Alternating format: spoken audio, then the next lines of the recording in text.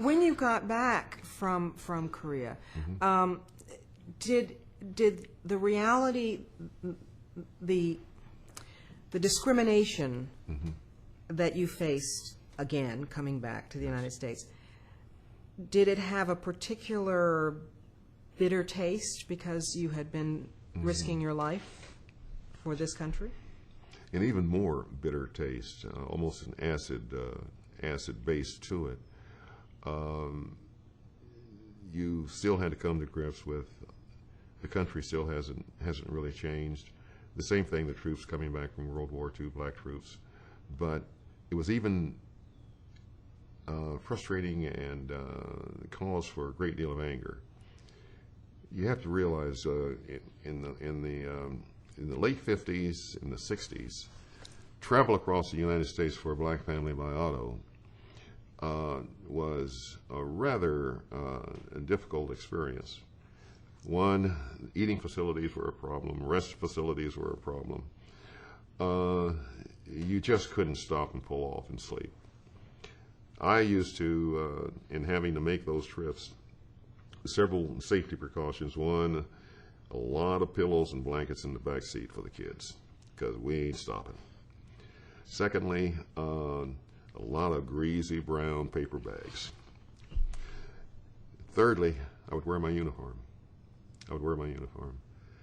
To preclude, if stopped, perhaps overt action taken by a police officer. I felt that the uniform would give me some protection, because if nothing else, it would make it a federal offense if something were to be done to me. So all of these precautions, and all just to exist after having gone through all that one has gone through. There was a particular incident that you detail in your book that I found very interesting, and it had to do with a training session, and you flew into what it was some sort of airfield in Alabama, was it? Mm-hmm. And there was some sort of food stand or something where the guy said that you couldn't come in. Yes, that was in flight training let's see, Brewton, Alabama. It's just outside of Mobile. And it was our final phase of training, and that meant 6 airplanes would fly in, and they had always flown into this one particular grass strip because it was convenient. We would have lunch, or they would have lunch there, and then get back in the airplanes and continue. And when we landed and walked in, the proprietor just took a look and said, "That boy can't come in here." I said, "Oh, shit." Goddamn crackers.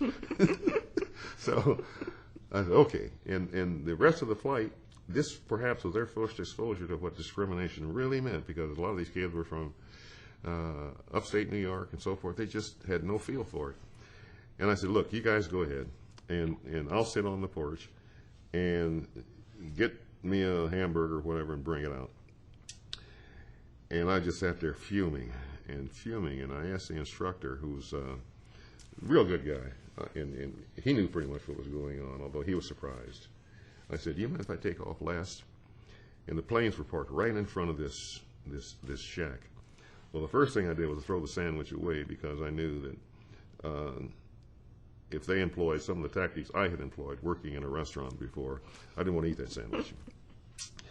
And we all started up and lined the airplanes up, and I turned the tail of my airplane directly at the front screen, that front door, and locked the brakes and ran up to full power, and dust was blowing, and pieces of grass were blowing, and dogs were running and screaming, and the screen door was flapping. I gave him about a minute worth of that dust, and I said, "Release the brakes." I said, "Engine, please do not fail."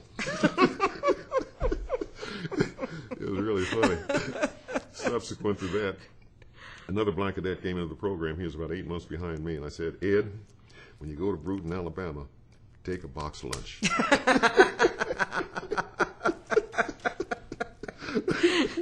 I mean, we laugh about it, but in reality, in terms of black males surviving and making their way through the maze of being in a military that basically had said for years and years and years, you are less than. That's true. It's like be self-contained, be independent, be self-dependent, because you never know. That's true. That's true. It was an experience even as you went from day to day, because you could never anticipate when something else would pop up. So be prepared, and sort of a Boy Scout model, but be aware. I think was even more appropriate. You can always sense when going into a new base or a new squadron,